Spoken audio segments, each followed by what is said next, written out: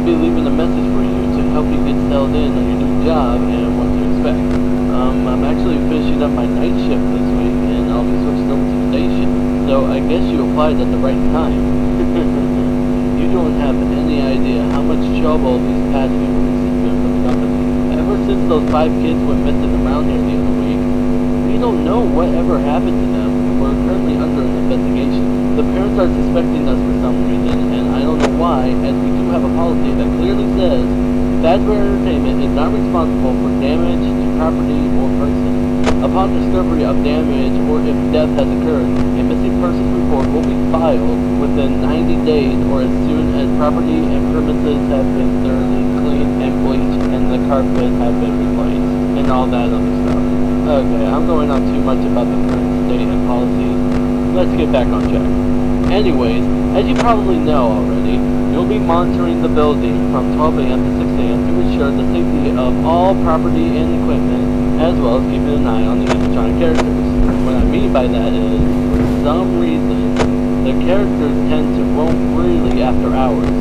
We don't know what's causing this glitch, but the engineers say that it's sometimes the result of them being turned off for too long, as they are programmed to roam around freely during the day, which I think is a technical achievement in today's robotics.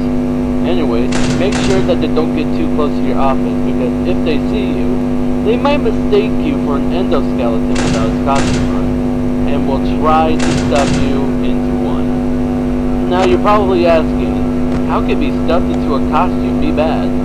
Well, you see, those costumes aren't like mascot walk-arounds and instead are the ones that the animatronics wear, and they are filled with eternal structures and devices. So being shoved into all of that would not only be extremely painful, but would instantly kill you. That's why you have doors by your vents. Shut them if anything is in there, and only if absolutely necessary. Using the doors, lights, and cameras to drain power, and using them too much will result the entire building to go dark, leaving you vulnerable to the animatronics. So don't leave the door shut.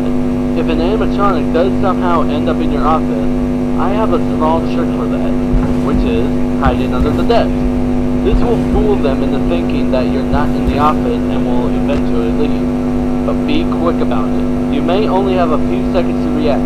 It might also not work with certain animatronics, so keeping them away is recommended. It is also important for you to use your vent lights. There are blind spots in the camera views, so if you can't find someone on your cameras, be sure to check the lights, okay?